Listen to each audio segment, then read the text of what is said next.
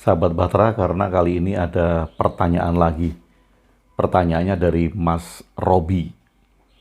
Apa perbedaan doktrin dan dogma? Baik, walaupun ini umum ya, artinya umum kita bisa menelusuri ini lewat arti-arti yang disuguhkan di dalam kamus-kamus. Tetapi saya akan mencoba untuk membahasnya secara sederhana sehingga mudah dipahami.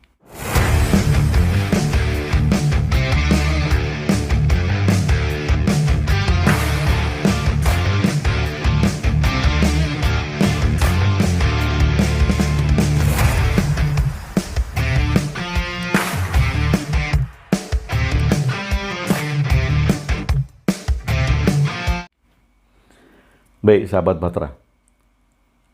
Doktrin dan dogma, saya tambahin satu lagi, ajaran. Jadi kita akan bagi menjadi 3 definisi ya. Ajaran, doktrin, dan dogma. Sehingga kita tahu apa sih yang dimaksud dengan dogma, apakah semua hal yang kita pelajari otomatis menjadi dogma gitu. Atau ketika Anda melihat video-video saya, atau membaca buku saya, itu otomatis menjadi dogma? Oke, kita telusuri satu-satu. Baik, ajaran. Ajaran itu adalah semua hal yang bersifat pengetahuan, yang bersifat langkah-langkah, yang bersifat how to. Jadi semua hal yang diajarkan oleh seseorang, oleh buku, oleh kitab, oleh guru, oleh video, itu bisa kita sebut ajaran apabila dia menerangkan tentang sesuatu yang membuat kita bisa mengikuti langkah-langkahnya. Itu ajaran. Oke. Ajaran bisa naik menjadi doktrin. Apa sih doktrin itu? Doktrin adalah prinsip-prinsip dasar. Jadi bila sebuah ajaran kita terapkan, saya ulangi lagi, bila sebuah ajaran kita terapkan menjadi prinsip-prinsip dasar hidup kita, misal, itu menjadi doktrin. Prinsip-prinsip dasar lo ya. Misal, ada ajaran tentang bagaimana berbuat baik. Bagaimana berbuat baik ini ajaran. Apabila saya menerapkan perbuatan baik ini menjadi prinsip dasar dalam hidup saya, jadi prinsip dasar hidup saya itu adalah berbuat baik. Nah, berbuat baik itu menjadi doktrin. Jadi doktrin itu ajaran yang meningkat menjadi prinsip-prinsip dasar. Oke.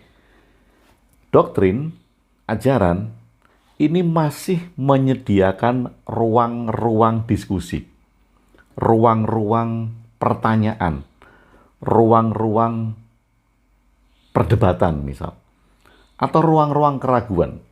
Jadi sebuah ajaran itu masih bisa diragukan, sebuah doktrin masih bisa diragukan. Misalnya, saya membuat video dari buku saya yang berjudul Cara Dahsyat Berdamai dengan Pikiran, Mengelola Stres, ada di playlist. Anda yang melihat video itu merupakan ajaran. Ajaran bagaimana mengelola stres. Ajaran bagaimana kita berdamai dengan pikiran. Oke, ajaran. Ajaran itu bisa menjadi prinsip hidup. Bila saya menggunakan ajaran itu menjadi prinsip saya, misal, agar di dalam hidup saya nggak stres, di dalam hidup saya bisa berdamai dengan pikiran. Kalau itu prinsip, maka itu menjadi doktrin. Tetapi, doktrin dan ajaran masih menyediakan ruang untuk dipertanyakan, untuk diragukan, untuk didebat. Jadi, Anda bisa meragukan video-video saya. Kenapa? Karena itu bisa disebut sebagai ajaran, kalau itu meningkat menjadi prinsip bisa disebut sebagai doktrin. Tetapi masih menyisakan ruang-ruang untuk dipertanyakan, untuk diragukan. Karena itu bukan merupakan kebenaran mutlak. Nah, dogma. Ajaran bisa menjadi doktrin, ajaran juga bisa menjadi dogma. Kapan ajaran atau doktrin itu menjadi dogma? Dogma adalah suatu hal yang diyakini merupakan kebenaran mutlak dan tidak bisa dipertanyakan, tidak bisa diperdebatkan, tidak bisa diragukan. Jadi dogma ini diyakini sebagai kebenaran mutlak yang tidak bisa diragukan, tidak bisa diperdebatkan. Oke, kalau ajaran tadi, saya berikan contoh video saya tadi ya, berdamai dengan pikiran tadi. Ajaran berdamai dengan pikiran bisa menjadi prinsip hidup. Itu menjadi doktrin. Ajaran berdamai dengan pikiran bisa menjadi dogma apabila itu diyakini sebagai kebenaran mutlak yang tidak bisa dibantah, tidak bisa dipertanyakan, tidak ada ruang keraguan, tidak ada ruang untuk bertanya di sana. Itu menjadi dogma. Jadi orang yang menganggap ajaran berdamai dengan pikiran itu adalah kebenaran satu-satunya untuk berdamai dengan pikiran, nah itu dogma. Itu menjadi dogma. Saya ulangi lagi ya. Mudah-mudahan pertanyaan Mas Robi ini juga bermanfaat bagi teman-teman yang belum memahami perbedaan ajaran, doktrin, dan dogma. Bagi Anda yang sudah memahami, tentu nggak usah lihat video ini. Lewatin aja. Oke. Ajaran itu adalah memuat how to. Karena sesuatu yang diajarkan. Oke. Ajaran bisa menjadi prinsip hidup. Nah, sesuatu yang kita pegang menjadi prinsip, itu adalah doktrin. Doktrin adalah ajaran yang menjadi prinsip hidup. Ajaran ataupun doktrin bisa menjadi dogma. Apa itu dogma? Dogma adalah suatu hal yang diyakini sebagai kebenaran absolut, kebenaran mutlak yang tidak bisa diperdebatkan, tidak bisa dipertanyakan, tidak ada ruang untuk keraguan, tidak ada ruang untuk bertanya. Oke.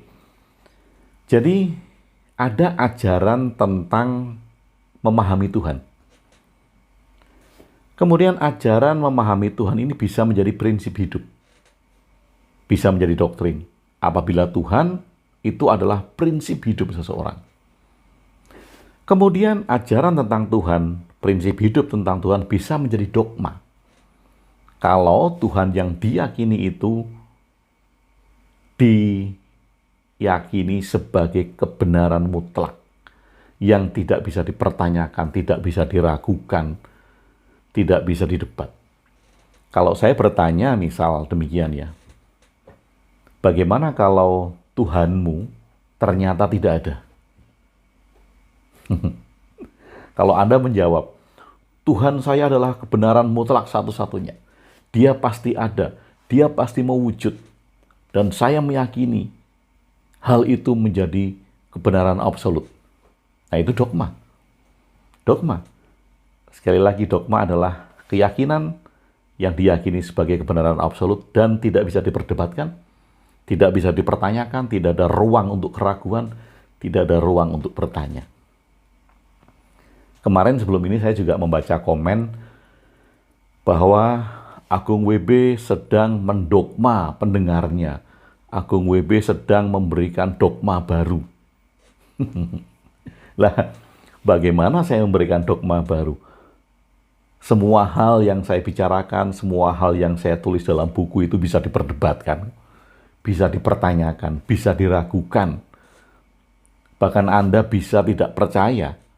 Semua bisa diragukan. Karena apa? Karena video saya, buku-buku saya itu bukan kebenaran. Kalau kemudian saya memaksa bahwa ini adalah kebenaran satu-satunya yang absolut, yang sudah pasti benar. Anda nggak usah tanya lagi, lakukan saja.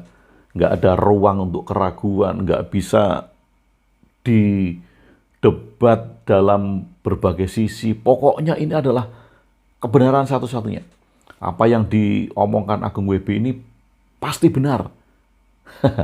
Nggak ada perdebatan, nggak ada pertanyaan, nggak ada keraguan. Nah, itu dogma. Nah, oke. Jadi sampai di sini kita bisa melihat ya. Kita mendudukkan sesuatu yang kita dengar, sesuatu yang kita baca, sesuatu yang kita pelajari itu menjadi ajaran, atau menjadi prinsip hidup, atau bahkan menjadi dogma. Menjadi prinsip hidup itu pun tidak salah kalau itu bermanfaat. Karena pada tingkat atau fase doktrin, prinsip tadi, doktrin itu prinsip, itu masih bisa dipertanyakan, masih boleh didebat, masih boleh dicari ruang-ruang untuk bertanya. Itu doktrin. Karena doktrin itu masih fleksibel. Doktrin itu masih bisa ditanyakan, masih bisa diragukan, masih bisa didebat, masih luas lah doktrin. Kalau kita menjadikan sesuatu menjadi prinsip, itu oke. Nah, kemudian bagaimana kalau kita menjadikan sesuatu itu menjadi dogma? Nah, ini kembali ke keputusan Anda masing-masing.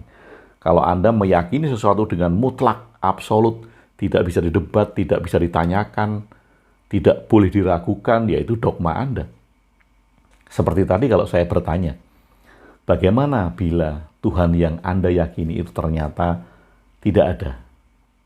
Atau pertanyaannya, bagaimana bila Tuhan yang Anda yakini itu ternyata salah? Kalau Anda mengatakan tidak, kebenaran absolut, saya harus yakin itu, itulah dogma. Kalau itu doktrin, kalau itu prinsip hidup, kita masih bisa berdiskusi panjang. Kalau itu ajaran, juga masih bisa berdiskusi panjang.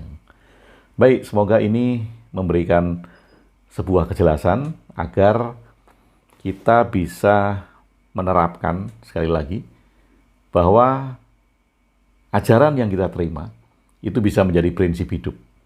Kalau itu baik, bermanfaat, berguna, ajaran bisa menjadi prinsip hidup. Ajaran bisa menjadi doktrin, prinsip hidup, atau prinsip dasar. Nah, ketika dia menjadi dogma, itu adalah pilihan Anda. Kenapa? Karena kita yang menentukan. Keyakinan yang mutlak tidak bisa didebat, absolut, tanpa ruang keraguan, itu adalah dogma. Baik, pertanyaan saya mudah-mudahan bisa dijawab di sini ya. Pertanyaannya, tadi saya ulang. Bagaimana bila Tuhan yang Anda yakini itu ternyata tidak ada? Pertanyaan kedua itu, bagaimana bila Tuhan yang Anda yakini itu salah? Apakah Tuhan itu sebagai ajaran? Apakah Tuhan sebagai doktrin? Apakah Tuhan sebagai dogma? Oh iya, yang terakhir. Apakah saya memberikan dogma kepada Anda? Apakah buku-buku saya merupakan dogma? Apakah video-video saya merupakan dogma? Terima kasih banyak. Semoga video question and answer ini bermanfaat. Terima kasih sudah bersama saya Agung WB di Jonggring Saloko.